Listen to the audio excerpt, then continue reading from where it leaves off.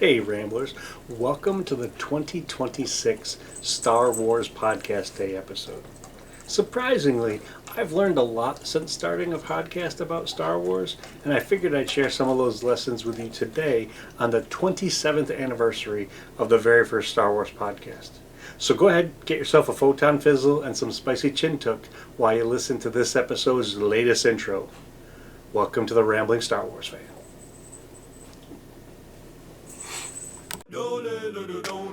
New year, load and hit play, don't blink. Grab your blue milk, take a sip, don't think. From the mind of a guy who could talk all day about every tiny detail, every frame, every fade. Ken's got takes that could wake the dead. Even George Lucas might tilt his head. It's the Rambling Star Wars Fan. Ken's got a mic and a wild game plan. From Twin Suns Talk to deep cut picks. Kicking off 2026. Raise that blue milk high in your hand. Welcome back to the Rambling Star Wars Fan. Oh yeah! Plot holes, prequels, he's charting the stars. Side quests, side characters, underrated hearts. One more what if, one more hot thought. Ken's gonna say the thing you wish you thought. It's the Rambling Star Wars Fan. Ken's got a mic and a wild game plan. From Twin Suns Talk to deep cut picks. Kicking off 2026. Raise that blue milk high in your hand. Welcome back to the Rambling Star Wars Fan. Oh yeah! Oh yeah! Oh yeah! New year, new takes, same story clan. You're in now. You're rolling now with the Rambling Star Wars Fan.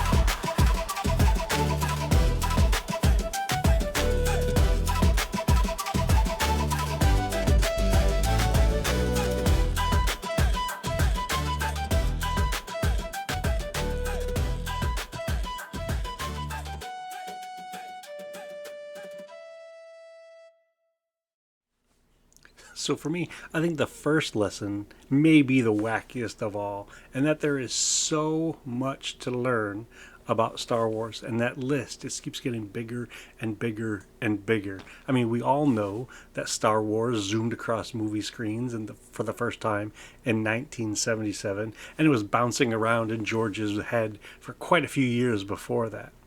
We also know that it has taken thousands of people throughout the years to imagine, write, draw, discuss, build, sew, glue, program, and or perform the things that we love into existence. Each of those things have had their own sets of inspirations and connections. It would be impossible in my lifetime, and possibly 10 of my lifetimes, to talk about everything related to Star Wars. And that's one of the coolest things about it. Every line that was dreamed up, spoken, doodled, and or typed connects to another bit of interesting topics to explore. And that's just the official stuff. If you look into the movie theater seats and at the people in line at gatherings like Celebration or book signings, and the makers of fan art, costumes, props, cover song, Instagram reels, and or other podcasts, the number of things to learn grows larger than the pinpricks of light in our real sky or that sky in a galaxy far, far away. Another thing that I've learned since starting this whole podcasting adventure is that in my mind, the research that I do for each show, whether it's about a cartoon, a book, one of the movies, that research for me is an act of respect. It's something that I do to honor the makers, the folks who put the energy into the things that show up on the screen, as well as things that I do to honor the fans. I mean, I think the researcher looking beyond the flashy things that we hear or see on the screen is one way for me to display reverence and respect for those who enjoy Star Wars and for those who made Star Wars. I mean, I think it's more complete for me to talk about the efforts of John Steers and Tom Caron from Ogle Design, the efforts that they put in to build the X-34 land speeder that was in A New Hope. I also think it's more interesting to find out that it was built on a modified three-wheeled Bond bug car. than it is to simply say that Luke scooted across an African desert in a vehicle modified for the movie. I mean, I enjoy looking into the details of how the shows were made. I like finding out who did what to help create something.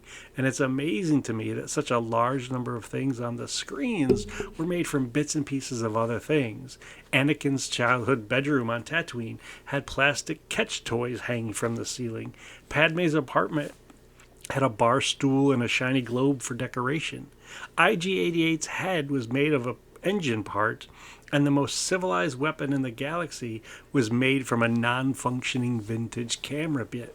And so there's just so much to these shows, and spending the time finding out about them, researching, whether it's reading through the J.W. Rinsler of the making of books, or watching documentaries, or even listening to other podcasts who've had a chance to talk face to face or even virtually with the makers is wonderful. And I love sharing those things with you, and connected back to that first lesson that there is so much about Star Wars to learn, and that list keeps getting bigger and bigger.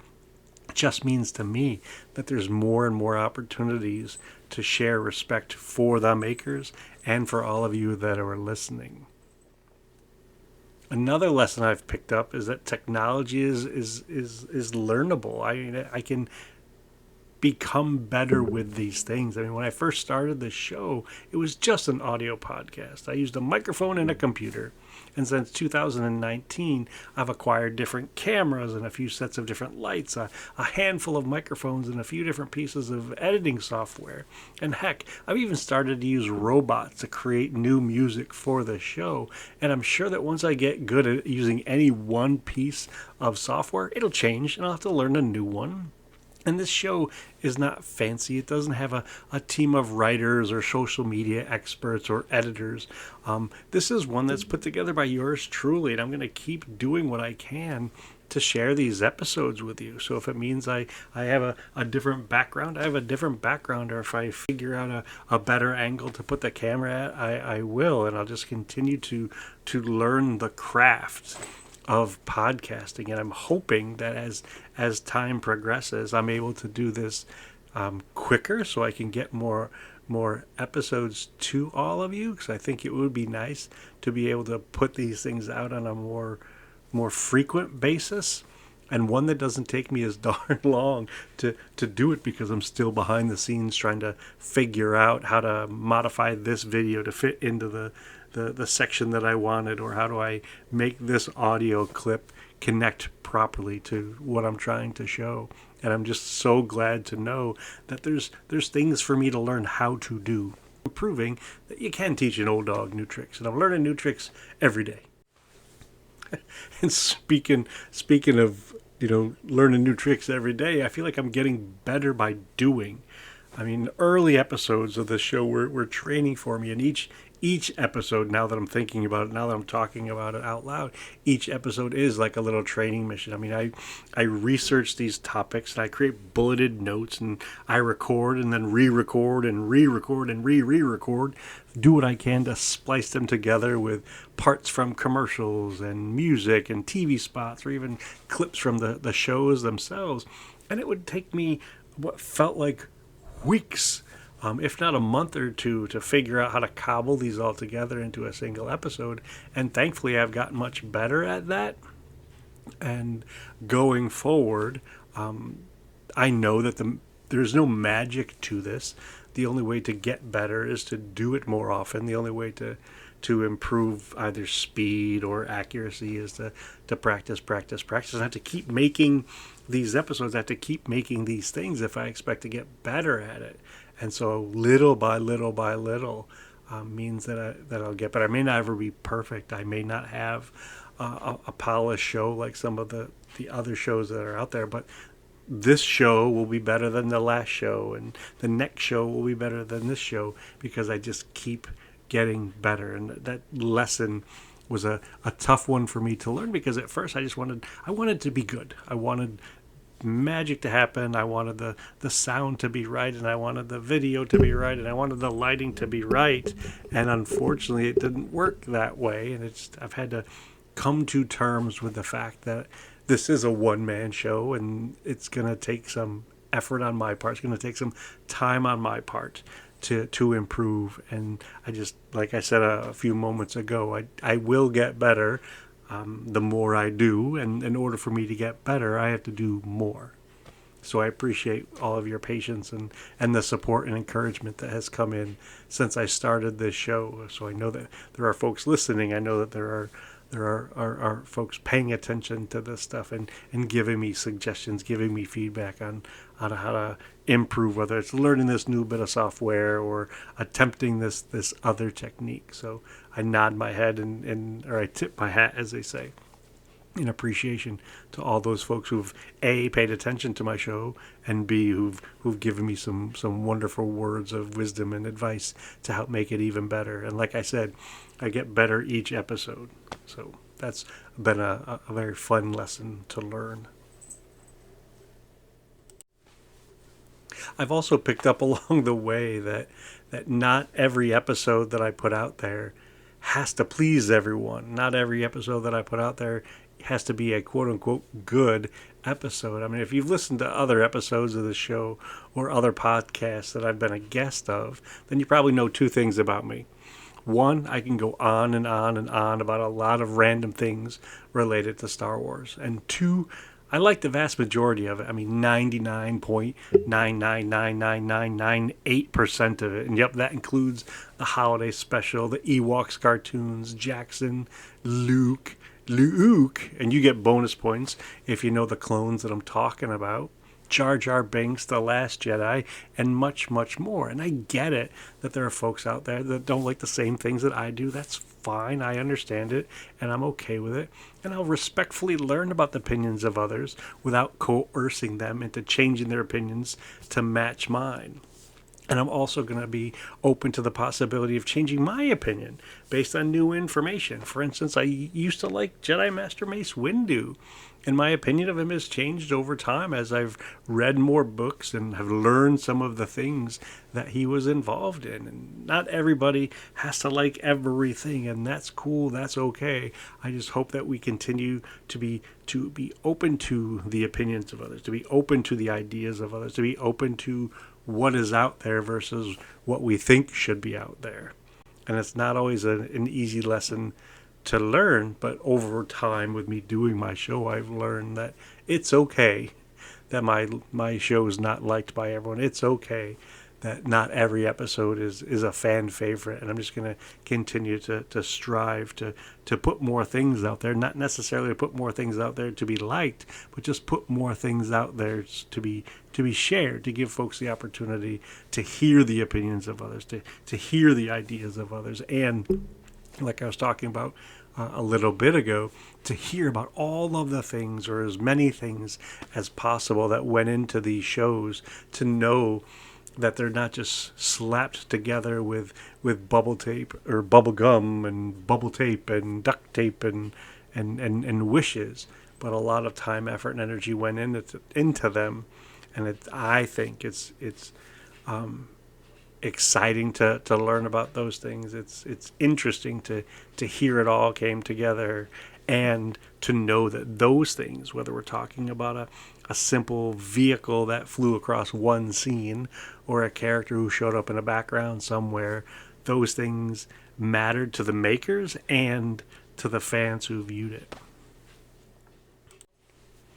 And I didn't think about this until pretty recently, this next lesson that I've learned since starting a Star Wars podcast, is that each episode is almost like a time capsule. I mean, the internet is a remarkable thing. Once something is uploaded, that information can exist for a very, very, very, very, very long time. And it's the possibility that every picture, every comment, and every video will survive long after I'm gone. And the things that I share can be compiled into this digital collection of ideas, experiences, and interactions that will last after I've joined with the Force and that my bones are dust and my hoard of memorabilia has been sold to the highest bidder. Listeners years from now will be able to chuckle at my puns and hum along to the songs that I've built into the beginnings of the show and enjoy my ramblings about a fantastic space opera that was created in the late 1900s.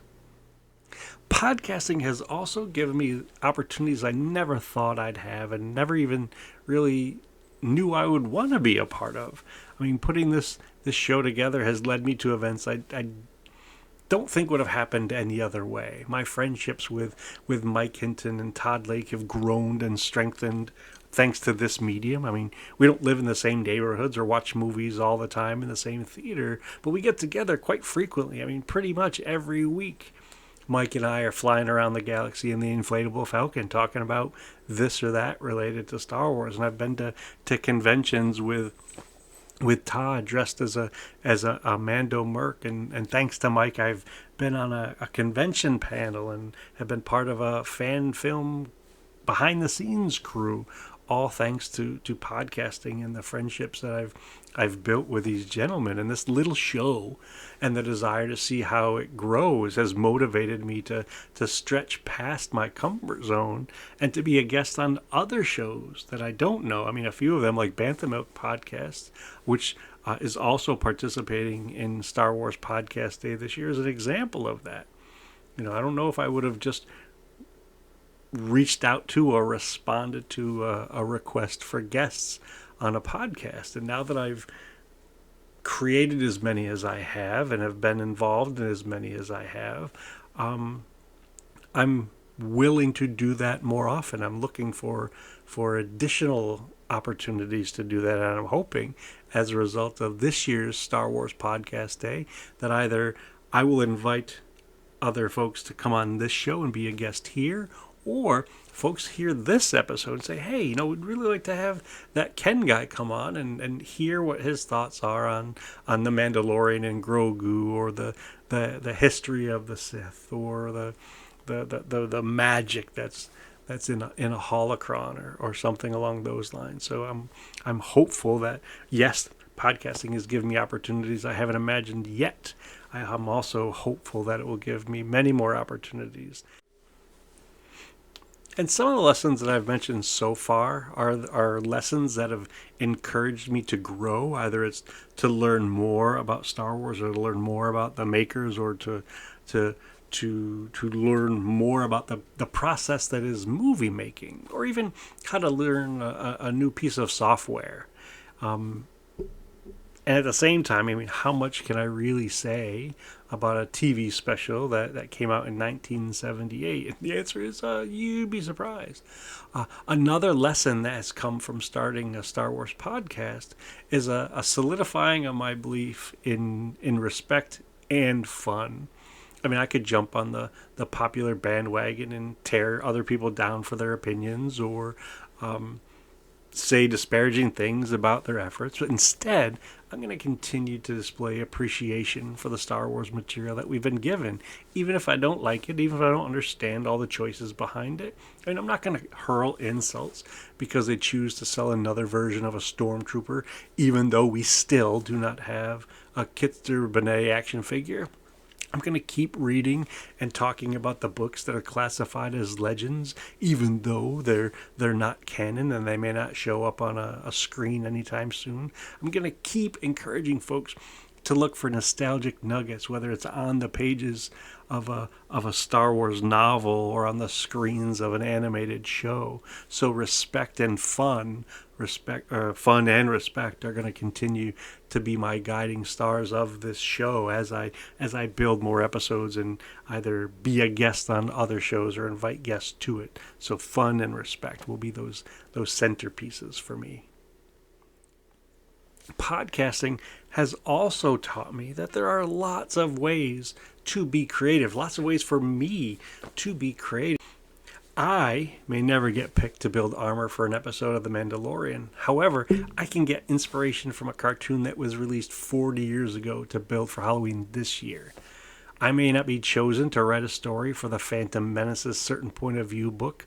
However, I might be able to interview one of the authors for the show, and I may not go viral with my Instagram post, but there is a chance that a Star Wars maker will give me a thumbs up or share it with their followers. I mean, stranger things have happened, and podcasting has open my creativity in ways I don't think I would have thought about when I first sat down behind a microphone and was part of the Thank the Makers show.